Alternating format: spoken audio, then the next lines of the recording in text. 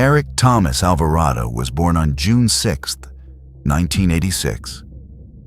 By 2018, at 32 years old, Eric was living in Atlanta, Texas, working as a tattoo artist and dreaming of opening up a shop of his own. He was married to Samantha and a father figure to her 3 children. Those who knew him described Eric as a man with a big heart, a gentle soul, just an all-around good guy. But then something happened, something no one could explain, and to this day, Eric Alvarado is still missing. It was November 20th, 2018. Around 1:30 a.m., Eric left his home in his pajamas with his 2 pit bulls by his side. He told Samantha he was headed to the store, but he never came back. Just 45 minutes later, Samantha called the police to report him missing. That raised a few eyebrows. Even the cops found it odd. Why report someone missing so quickly? Had she seen something that made her panic? Was Eric having a mental health crisis? Or was there something darker happening that night? According to both Eric's brother, Matt, and his father, Eric had been acting off, paranoid, anxious, not himself. And apparently, there were multiple people at the house that night, all of whom said the same thing. Eric was acting strangely. He didn't take his phone with him. But it didn't matter. The phone was out of minutes. Investigators were able to pull footage from the home's security cameras. And sure enough, Eric did leave the house, just as Samantha said, with both dogs at his side. Samantha said she found the front door wide open, the screen door too, and the dogs gone. The whole thing felt off. Why would he take the dogs with him to the store? Why leave so suddenly, so late, barefoot and in pajamas? Still, if my husband started acting paranoid, then vanished into the night like that, I'd probably call the police quickly too. Later that day, Eric's black Jeep was found abandoned, out of gas, on Highway 71, south of Ogden, Arkansas. Now that's about 40 miles from where he lived.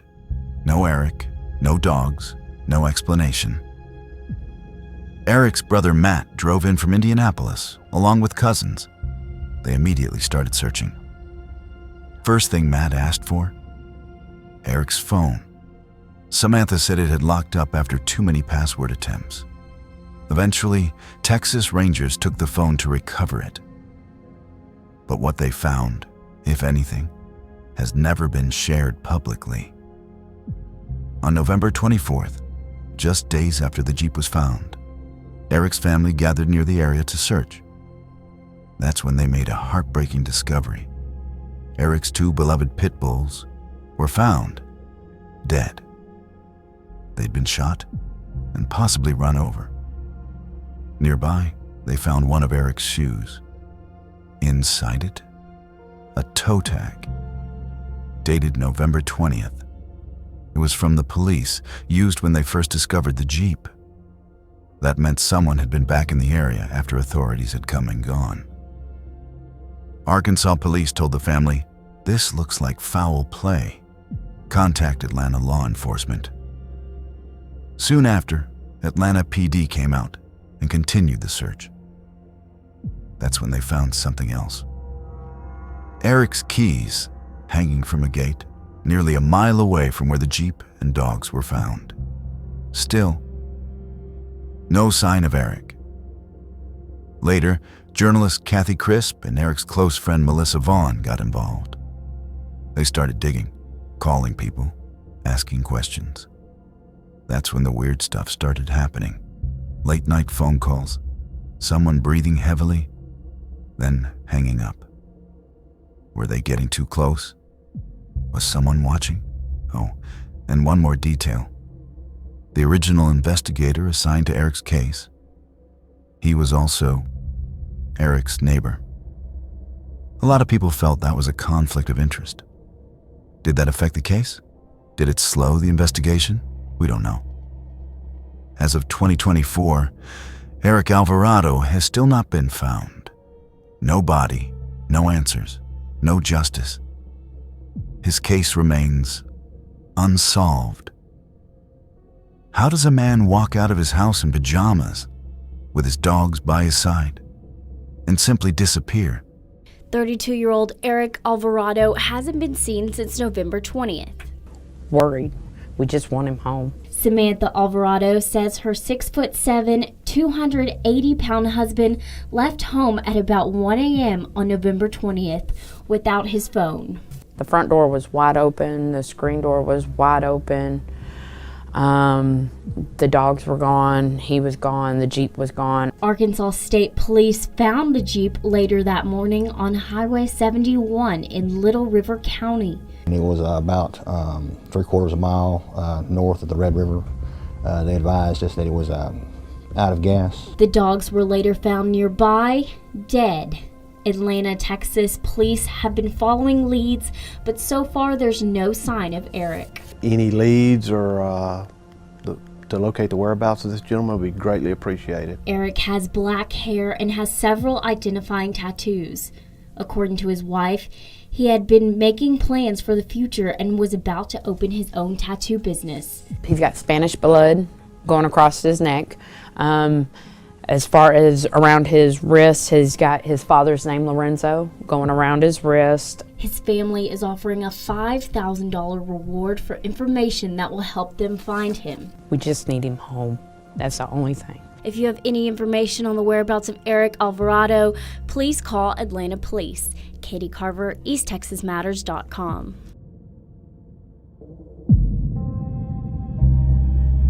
It was April 2022 when Johnny Cashman, a 38-year-old man, was living alone in an apartment in Lynchburg, Virginia. Now Johnny had been dealing with anxiety and bipolar disorder. But despite those challenges, he was still very close to his family. His parents and sister Sarah lived in Maine, but Johnny called his mom every single day, until suddenly, on April 14th, he stopped. No calls, no messages, nothing. As days passed, his family grew more and more worried. Something just didn't feel right. Eventually, the Lynchburg police were asked to check on him. It had been 5 days without a word. So, officers went to his place at 1415 Keir Street, and that's where they found Johnny. He was gone. Police told the family it looked like Johnny had suffered some medical episode. He did have a few health issues, and the medical examiner said there were no signs of trauma, so no autopsy was done. His body was cremated. The case was closed. Or so everyone thought. Not long after, Johnny's mom and ex-girlfriend went to the apartment to pack up his things. But when they opened the door, they were shocked by what they saw. The place was trashed, red handprints smeared across the walls, the doors, the floors, and there were pools of blood in several spots. It was clear. Something violent had happened there. But with Johnny already cremated, it seemed whatever happened might be lost forever. That's when a neighbor mentioned something that changed everything. They had a Ring camera pointed right at the stairs outside Johnny's door. Johnny's ex immediately started going through the footage. And eventually, they found it. April 14th, the day everything changed. At 3:03 p.m., Johnny is seen coming home. He looks good and is in good spirits. He walks up the stairs and heads into his apartment. But just seconds after the door shuts, you can hear shouting. A man's voice yells, "Stop! What are you doing?" Then banging.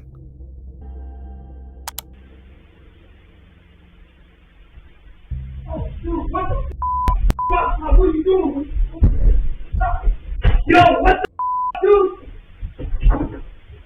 What are you doing, man?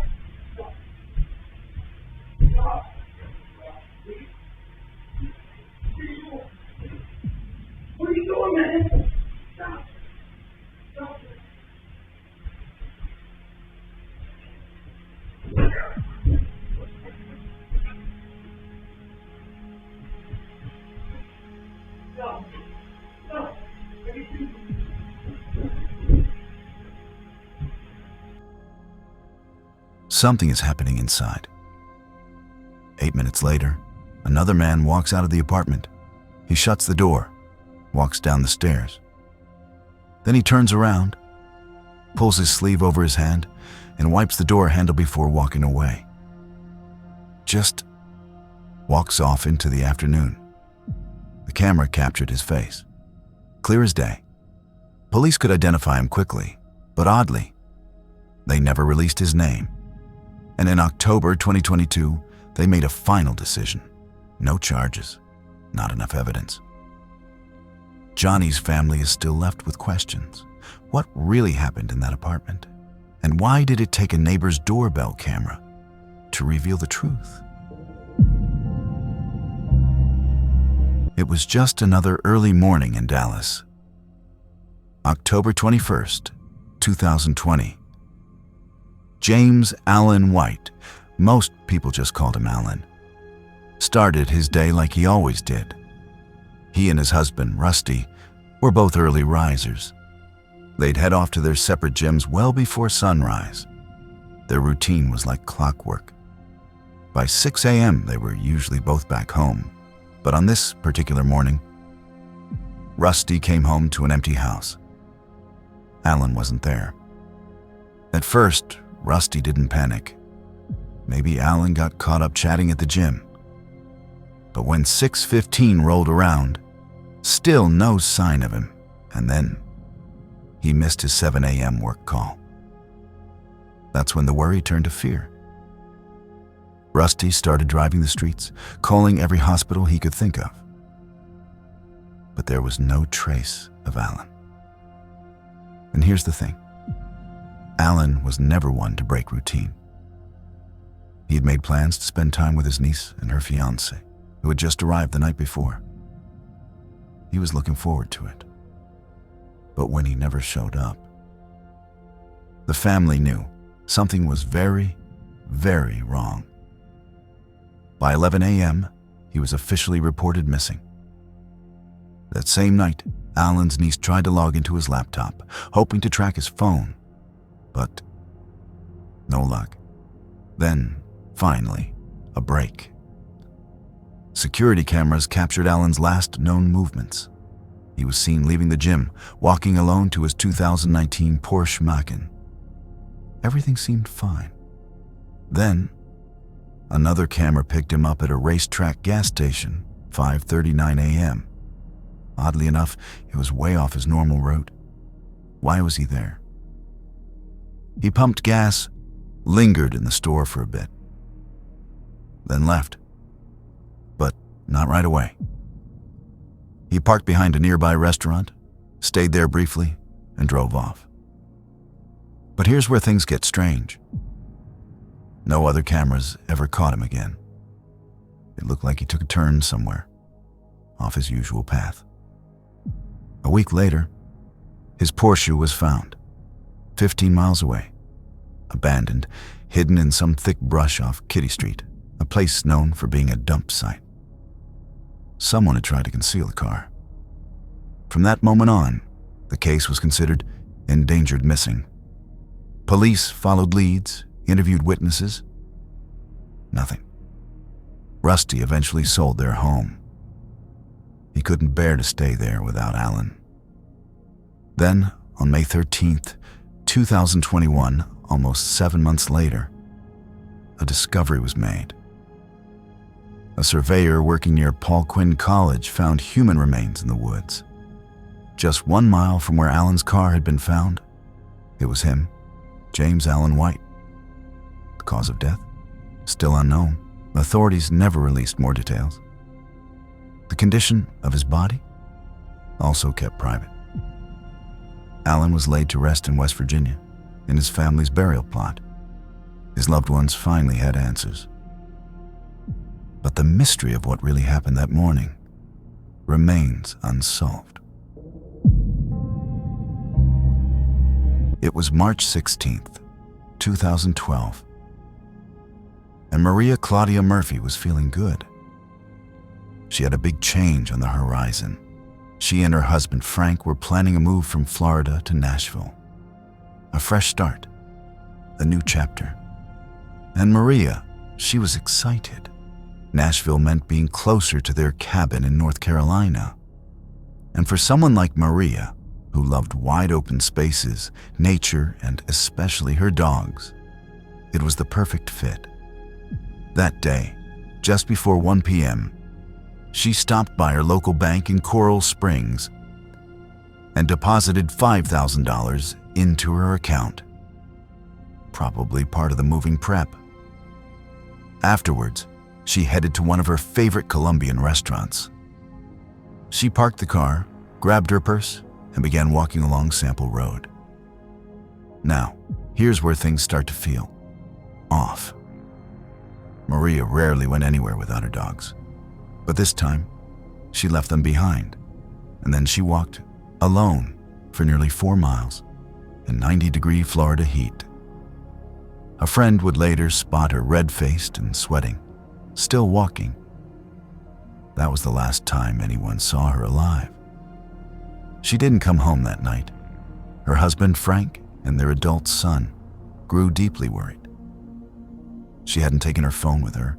That wasn't like her. Just days earlier, she'd been planning time with her dogs, the move, her future. But now, silence. She was reported missing that same day. Search efforts began. Flyers, public appeals, police combed the area. Nothing. Maria had simply vanished. 4 months later, on July 5th, 2012, hikers deep inside Tradewines Park made a heartbreaking discovery. In a heavily wooded area, they found skeletal remains. The body was fully clothed. Dental records confirmed it was Maria. She'd been out there for months, but even with her body found, the mystery wasn't solved. No cause of death. No clear clues. Police backtracked an earlier statement. They had initially said her purse was found with her, but later retracted that. And they wouldn't reveal what was found at the scene. More strange details came to light. On the day Maria disappeared, Frank said a reptile buyer was supposed to visit their home, but that person never showed up. Why did Maria leave her dogs behind that day?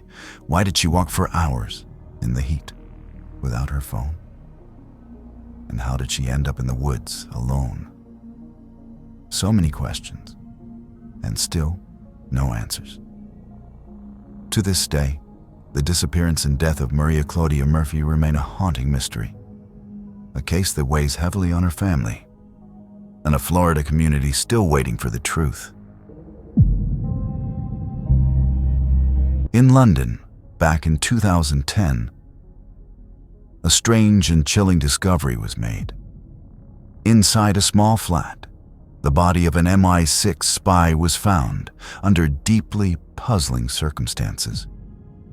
He was locked inside a zipped-up North Face holdall, padlocked from the outside. Yet the key was found inside the bag, beneath his body. His name was Gareth Williams, and this is the unsolved case of the spy in the bag. Gareth was known as a mild-mannered man, quiet, polite, and intensely private. One of his childhood friends described him as innocent, naive, and socially awkward. He had a kind heart, the kind that could easily be taken advantage of. Gareth was an introvert. He liked spending time alone, but he wasn't just quiet, he was brilliant, a math prodigy. In school, people called him the math genius. In 2000, Gareth went to St. Catherine's College, Cambridge, to study mathematics. But not long after, he dropped out. Most people thought he'd go on to be an academic. But instead, he took a different path. He joined GCHQ and later MI6. As an agent, Gareth traveled frequently to the United States, often visiting Fort Meade, Maryland, home of the NSA. This was high-level work: electronic surveillance, counterterrorism, tracking Taliban communications. At the time, Gareth was living in Cheltenham, England, a quiet town close to nature. But in 2009, he was transferred to London. At first, he was excited. He thought London would be a great place to enjoy art, theater, museums. But the excitement didn't last. Gareth didn't fit into the flashy, fast-paced world of MI6 in London. He wasn't into after-work drinks, or flashy cars, or office politics. He felt out of place. He missed the quiet of Cheltenham, and he especially missed being able to cycle. The traffic in London was too intense. He was scared of being hit by a bus. In 2010, Gareth even called his former landlord, asking if his old room was still available. It seemed he was planning to leave London, but he never got the chance. On August 23, 2010, police were called to Gareth's flat. His family had reported him missing. When they arrived at his top-floor apartment on Aldwych Street, no one answered. They broke in. Inside, they found the bathtub, and inside it, a large zipped-up hold-all bag. When they opened it, they discovered Gareth's decomposing body, curled up inside. Underneath him was the key to the padlock. Crime scene investigators found no sign of forced entry. The heating in the flat had been turned up, perhaps to speed up decomposition. Gareth's phone and several SIM cards were on a table nearby. Police also collected his computers for analysis. They ran DNA tests, fingerprint checks, fiber analysis, and even partnered with GCHQ to ensure no sensitive information had been stolen. The autopsy revealed no stab wounds, no bullet wounds, no signs of strangulation. Toxicology showed GHB and alcohol in his system, but the coroner noted these might have been caused by the decomposition process itself. Still, Scotland Yard refused to declare it a murder. Forensics found 1 to 15 traces of unknown DNA, but none that could be matched. Most strangely, none of Gareth's DNA was on the padlock or the rim of the bathtub. But there was someone else's DNA on that lock. The investigation involved homicide detectives, counter-terrorism units, and MI5. They explored all angles: terrorism, espionage, or something from Gareth's personal life. A close friend raised concerns. He said Gareth wasn't good at judging people and might have let someone dangerous into his life. CCTV footage showed Gareth at Harrods and later entering Holland Park Tube Station 8 days before his body was found. Strangely, his absence didn't immediately raise alarm at MI6.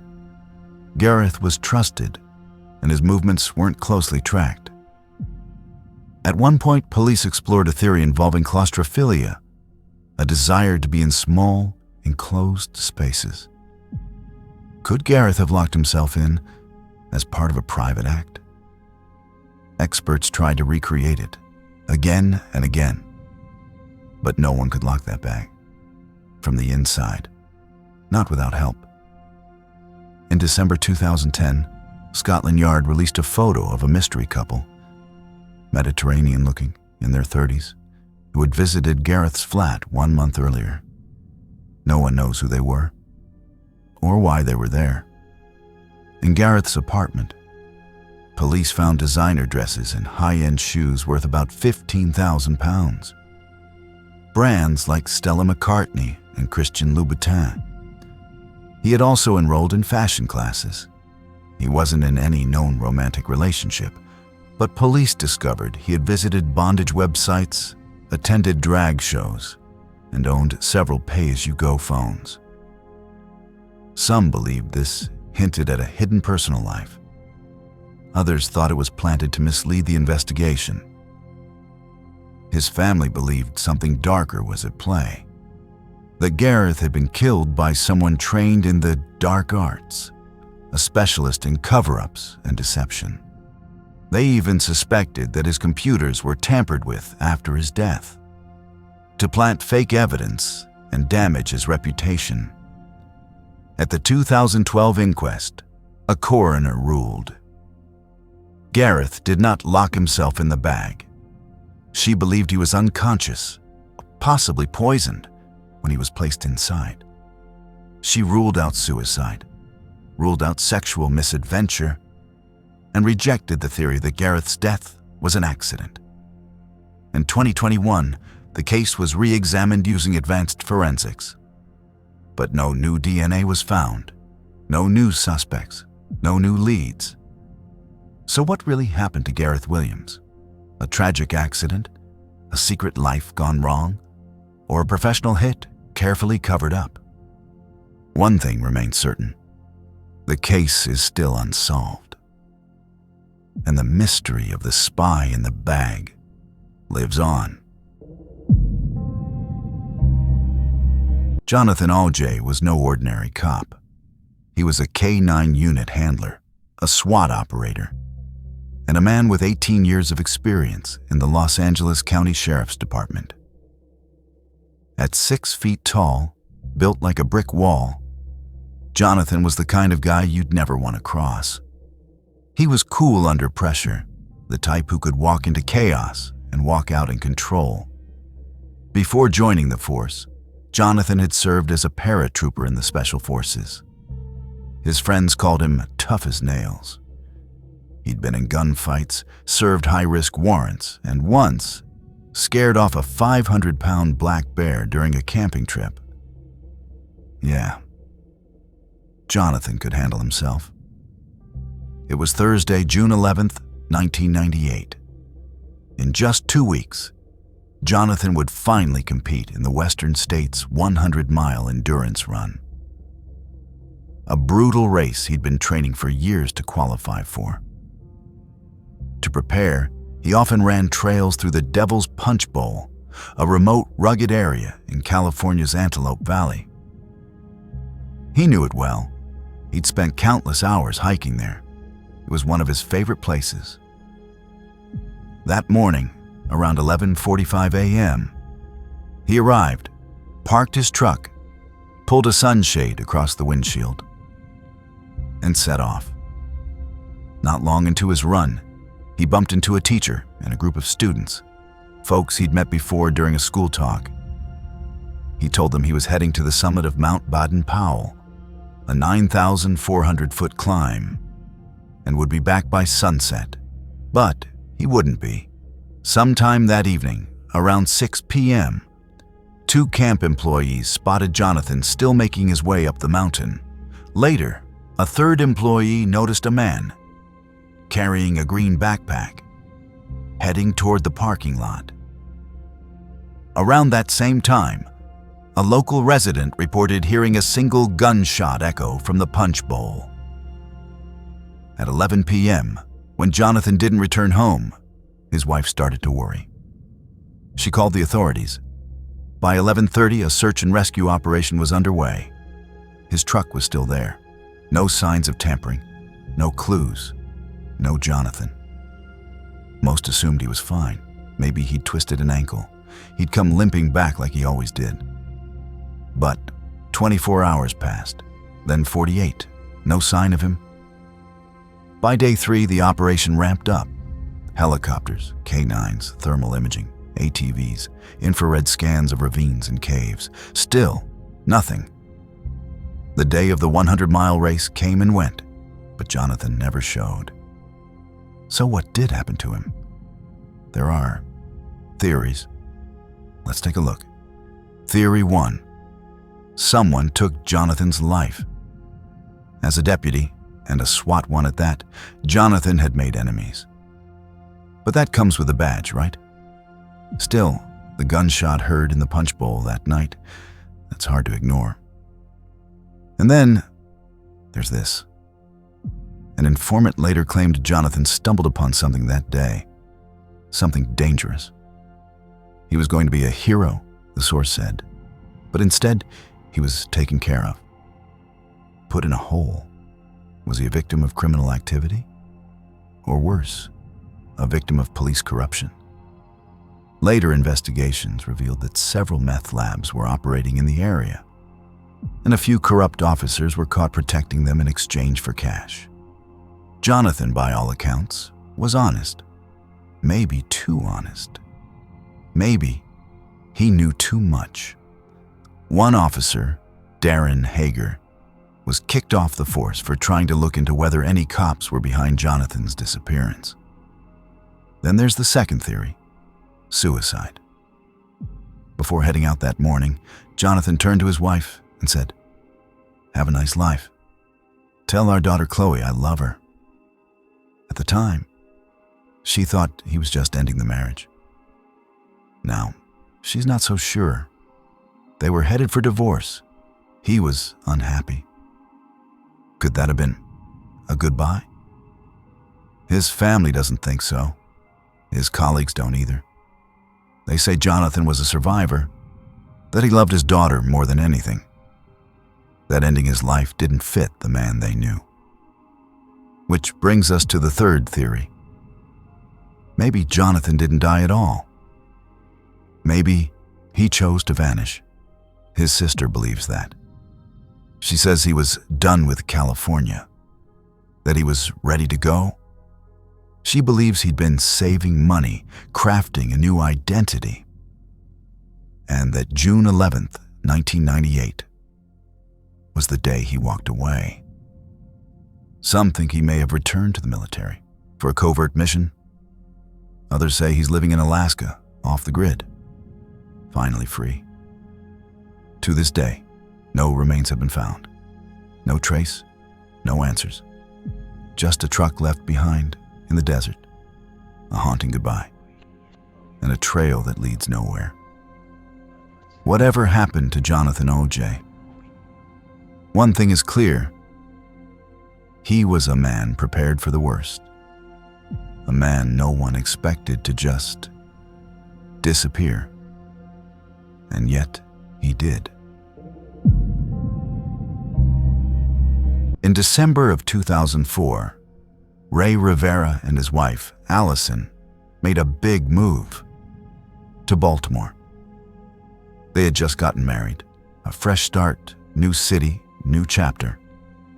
Ray had taken a job offered by his close high school friend Porter Stansbury at a financial firm called Stansbury & Associates. His role, writing newsletters about investing. But writing financial tips wasn't Ray's dream. No, what he really wanted was to be a screenwriter, a director, a storyteller. He'd written scripts back in Southern California, but nothing had taken off.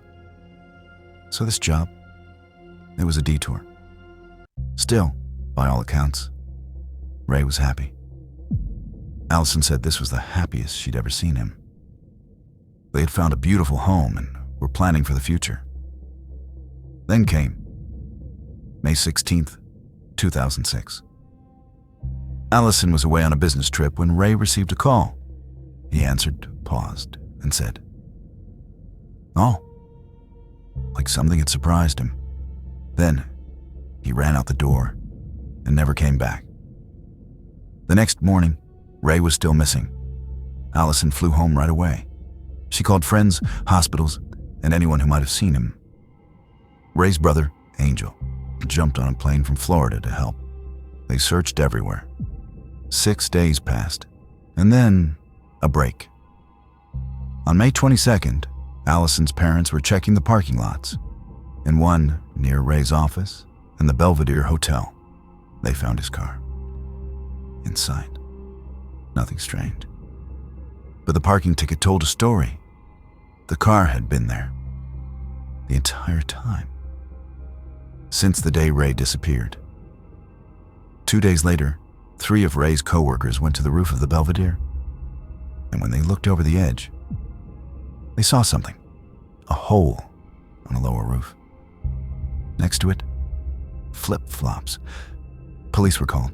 They unlocked the room beneath the damaged roof, an old, unused conference room. Inside was the body of Ray Rivera. He had massive injuries, but the way he landed raised questions. Detective Michael Byer was put on the case, and his first question was, how did Ray get through that roof? The hole was small, and the distance from the top of the hotel, 45 feet, too far, especially if you're wearing flip-flops. Other possibilities were ruled out. The parking garage roof, too short. The 11th floor windows, locked. You'd have to go through someone's room to reach them. But then came the strangest part. Ray's phone and glasses were found next to the hole, untouched, not a scratch. Detective Byer started to believe the scene had been staged, and worse, none of the hotel security cameras captured anything, and no guests reported seeing a thing. Eventually, the police suggested that Ray had taken his own life, but his family? They strongly disagreed. He was happy, focused, planning a future with Allison. Even the medical examiner said the injuries didn't match a fall like that. But soon after, Detective Byer was removed from the case. Allison kept digging. Behind Ray's computer, she found something strange. A note, tiny writing, pages filled with movie titles, people's names, and some very unusual phrases. Some names were missing, some entries didn't make sense. When Allison Googled one of the phrases, it led her to Freemason websites. Ray had been researching secret societies for a screenplay. Could he have found something he wasn't supposed to? The note might have even been coded. A viewer of Unsolved Mysteries thought it was connected to a game Ray had been playing. One of the movies listed? The Game. A story where the main character is pushed to the edge, literally, and jumps through a glass rooftop at a fancy hotel. Sound familiar? Then, there were the alarms. A week before Ray vanished, their home alarm went off in the night. Ray checked. No one was there. But Allison noticed something. He was terrified, like he was expecting someone. A few days later, the alarm went off again. And this time, the windows had been tampered with. The last call Ray received, the one that made him run out of the house, was traced back to his workplace. But it came from a switchboard. No way to tell who made it. And Porter Stansbury, Ray's best friend? He refused to talk to the police or Ray's family.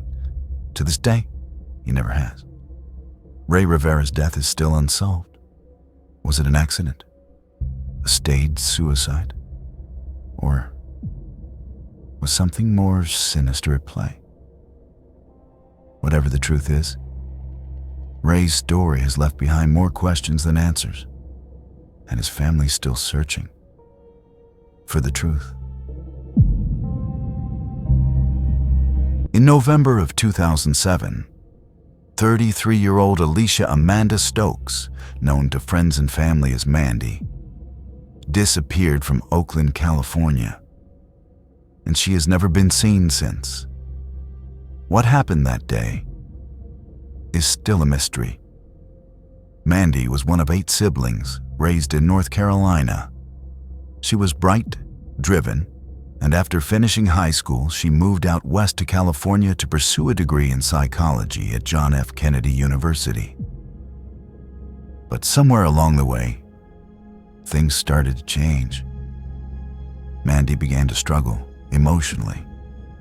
She decided to take a semester off from school to get her mental health back on track. At the time of her disappearance, she was living with her brother, who had just moved in with her a month earlier. According to her family, Mandy was having a hard time coping with the death of their father, who had passed away 4 years earlier. That pain had slowly started to consume her. She began drinking and eventually developed a problem. She also started taking prescribed medication to manage her alcoholism. A few weeks before she vanished, Mandy took a trip to New York to visit her boyfriend of 2 years. They went camping, spent quality time together. She told her family it was a good trip. But when she returned to California, everything seemed to spiral downward. She didn't have a job. She was still struggling with her father's death. And then, she had a mental health episode. She told her loved ones she was thinking about moving to the East Coast to live with her boyfriend and be closer to her mother. But before any of that could happen, Mandy was gone. On the morning of November 12th, Mandy and her brother got into a heated argument in their apartment. Neighbors would later say they heard the two shouting loudly. Her brother later told police that sometime between 8 and 10 a.m., Mandy left the apartment. She got into her car and drove off. But before leaving, she told him, "I'll be back soon." While driving, she called her boyfriend. They talked briefly, but the call suddenly ended. Either her phone died or it was switched off. And after that, no one ever heard from her again. Her family reported her missing when she didn't return home, and a search began. For 2 weeks, there was nothing. No leads, no sightings. Then, on November 27th, her car was found in East Oakland, parked near a ravine, just 2 miles from her apartment. It had been sitting there for days, reported as abandoned because it was blocking traffic. It was towed. Inside the car, police found her wallet, her MP3 player, and her phone. The car's battery was completely dead. Then, a month later, authorities finally searched her apartment. What they found changed everything. They never revealed details publicly, but they confirmed they had evidence that suggested Mandy may have been harmed after she left the apartment that morning. Police later stated that they believed someone may have taken her life. But no one has ever been charged, and no body has ever been found. It's been years. And Mandy's family is still waiting for answers, for justice, for peace. If you have any information about what happened to Alicia Amanda Stokes, please contact the Oakland Police Department at 5102-383641. It was the end of summer, 2014. Most people were winding down their vacations, gearing up for fall. But for 26-year-old Derek Seahausen, it was the start of something big. His final year of medical school was at the University of Southern California. He was bright, focused, top 1% in the country on his MCAT and medical licensing exams. Derek was headed toward a career in anesthesiology, and by all accounts, his future looked incredible. But on the night of August 5th, something changed. That evening, Derek had been out with friends. He laughed, chatted, and seemed completely normal, in a good mood. Around 9 p.m., he told them he was calling it a night. Said he'd see them later in the week when classes began. But Derek never showed up. The week went on. Classes started, and Derek, still no sign. No texts, no calls. Totally unlike him. One of his friends, worried, reached out to Derek's parents, who were back home in Pennsylvania. They hadn't heard from him either. The police were called. A welfare check was done at his apartment in Echo Park, Los Angeles. The door was locked. But what they found inside was strange. Everything was there. His phone, wallet, laptop, and even his keys, all untouched. The only thing missing? His ID card? Weird, right? Officers dug deeper, and then came the surveillance footage. About 90 minutes after Derek had left his friends, he was seen near a Vons supermarket. At 10:33 p.m., he took $200 out of the ATM, bought a box of cereal and some milk, and walked out. Later, police would find that same box of cereal opened in his kitchen. The milk? Still sealed. It looked like he made it home. But didn't stay long. Not long after, he went to return a key to a friend, someone who had let him use their place to study. He dropped it off, then went straight back to his apartment. And then, at 11:54 p.m., something odd. Derek used a phone app to send $3,000 to another friend he had borrowed money from. A loan he said he'd pay back after graduation. Graduation was still months away. The friend messaged him the next morning asking why. But Derek never replied. 1 minute later, 11:55 p.m., Derek left his apartment. Cameras caught him walking down Sunset Boulevard, then turning onto Alvarado Street. At 12:02 a.m., he was spotted again, still walking north. After that, nothing. He should have appeared on the next camera just a few minutes later, but he never did. Derek Seahausen vanished without a single clue and hasn't been seen since. If you know anything about Derek's disappearance, please contact the Los Angeles Police Department at 213-996-1800. It was the early morning hours, a quiet summer night in July 2020. The setting? The Garden Ridge Easy Mart, tucked away on FM 3009, just outside San Antonio, Texas. Inside the store was Pam Smotherman, 40 years old, a kind, hard-working woman, working the overnight shift alone. She was well-liked by locals, a familiar face behind the counter. But that night, something terrible was about to unfold. Around 3 a.m., a man walked through the doors. At first, he probably looked like just another late-night customer. Pam had no reason to think otherwise. But within moments, everything changed. Security footage would later show this man, his face partially hidden behind a red bandana. And suddenly, he was behind the counter, pressing a gun into Pam's bag. He wasn't just robbing the store, he was threatening her life. He demanded cash and lottery tickets. And even though Pam did everything he asked, he still pulled the trigger. She was left there, shot and alone, while the masked man ran off into the night. But before she collapsed, Pam somehow managed to hit the silent alarm.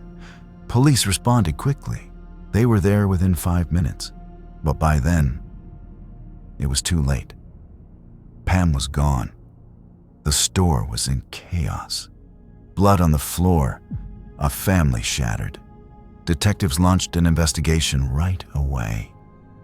The surveillance footage gave them a clear view of the suspect. But despite releasing the images and pleading with the public, no one came forward. Pam's loved ones even drove around town, showing the photo to strangers, asking, "Do you know this man?" But no answers. Frustrated, heartbroken, and angry, Pam's family decided to fight back in another way. They filed a lawsuit against the store's parent company, claiming negligence. And there was reason to believe they were right. According to court records, the store had ignored requests to close earlier, warnings that had been sent out due to growing safety concerns. Pam had also been working completely alone during the most dangerous hours. Eventually, in May 2021, the family won. A judge awarded them $4.45 million. But despite the payout, the pain remains. Because the man in the video, he's still out there. And Pam Smotherman's murder, still unsolved. It's a haunting reminder that even the most ordinary nights can end in unthinkable tragedy. In the small, quiet town of New Sweden, Maine, a family's world was turned completely upside down. On September 23rd, 2024, 13-year-old Stephanie Damron vanished without a trace. That day, like so many others, started normally. Stephanie had gotten into a small argument with her sister, something minor. Frustrated, she did what she usually did when she needed space. She walked into the woods behind her home to cool off. She knew those woods well. She'd done it dozens of times before. So when she didn't come back right away, her parents weren't immediately worried. But as the hours passed, and still no sign of Stephanie, that concern grew into something much deeper and much darker. By the next morning, Stephanie still hadn't returned. Her parents, Christopher and Lisa Marie Damron, did what no parent ever wants to do. They reported their 13-year-old daughter missing. What followed was an immediate and intense response. The Maine State Police and the FBI's Child Abduction Rapid Deployment Team launched a full-scale search. Helicopters, drones, K-9 units. They combed the dense forests surrounding the Damron family's home, and the community rallied. Volunteers came out in force, searching alongside law enforcement. But despite every effort, there was nothing. No footprints, no clothing, no personal belongings, no trace of Stephanie. It was as if she had simply vanished into the trees. Stephanie was just 13, bright, independent, adventurous. She stood just 5 feet tall with green eyes and shoulder-length brown hair. She loved the outdoors. It was part of her. Her family had moved to New Sweden in 2020, all the way from Texas, looking for a quieter, more peaceful life. And Stephanie had embraced it. She loved exploring the wild, forested land around their home. But now, that very landscape, the one she loved so much, has become a place of fear and sorrow. And the mystery of what happened to her only grows. Some think she may have gotten lost in the woods. The forests in northern Maine are deep and unforgiving. It's easy to lose your bearings, even for someone who knows the area. Others fear something far worse. Could she have encountered a wild animal? Or did she fall victim to foul play? Investigators haven't ruled anything out. But the total lack of evidence makes every theory feel like a shot in the dark. There's also a more chilling possibility. Could Stephanie have been abducted? New Sweden sits just miles from the Canadian border, close enough that someone could cross over quickly, undetected. It's a theory authorities are exploring, but no witnesses, no surveillance, no confirmed sightings have come forward to support it. Just questions. Nearly 2 months have passed since Stephanie disappeared. And still, her family has no answers. No phone call, no note, no leads. Just an aching, empty space where their daughter should be. Her mother, Lisa Marie, has made an emotional plea. If you see something, anything, please say something. We need Stephanie home. Her family continues to search. The community continues to hope. And investigators continue to follow every lead. They've released more photos. They're asking again and again for the public's help.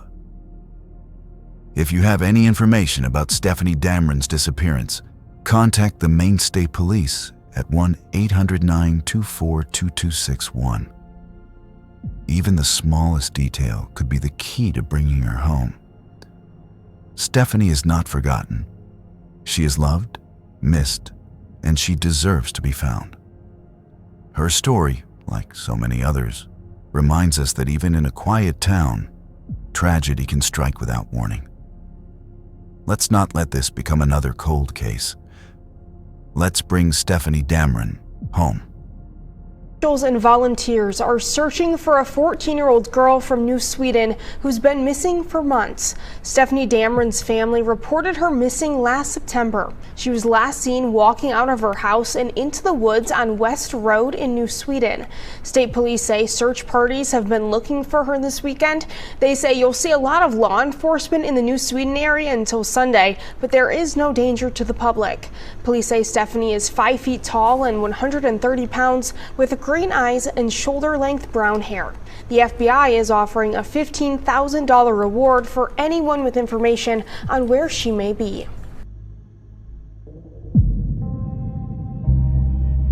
It was a quiet Saturday night. October 2007.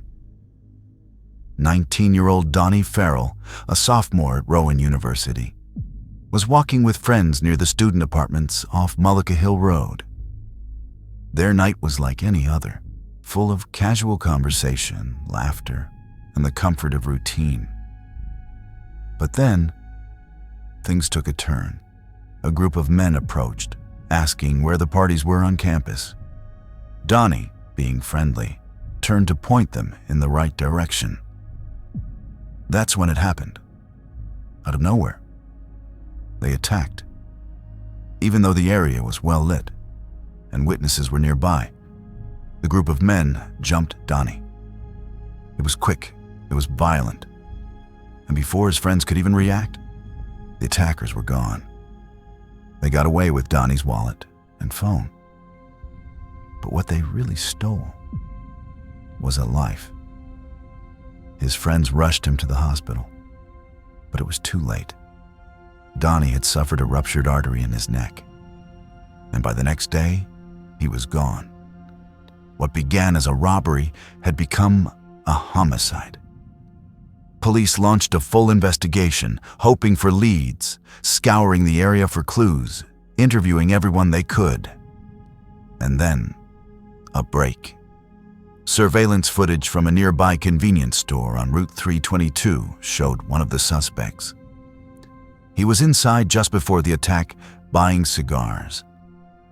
He looked around 18 to 24 years old, standing about 6 feet tall. He wore a Yankees cap and a Coogee hoodie.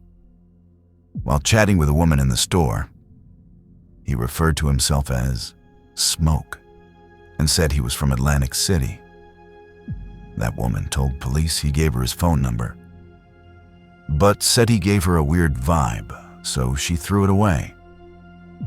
The slip of paper? Gone. Detectives later believed that the attackers weren't local. They may have just been passing through, which made finding them even harder. And so, despite the footage, despite the witnesses, and despite the efforts of family and law enforcement, no arrests were ever made. Today, 18 years later, the man known as Smoke and the others who attacked Donnie Ferrell still haven't been found, and a young life full of promise and kindness. And yet, she vanished. Her belongings were never recovered. Her passport was never used again. And 12 years later, we're no closer to finding her than we were the day she disappeared. What happened to Anya Shokin?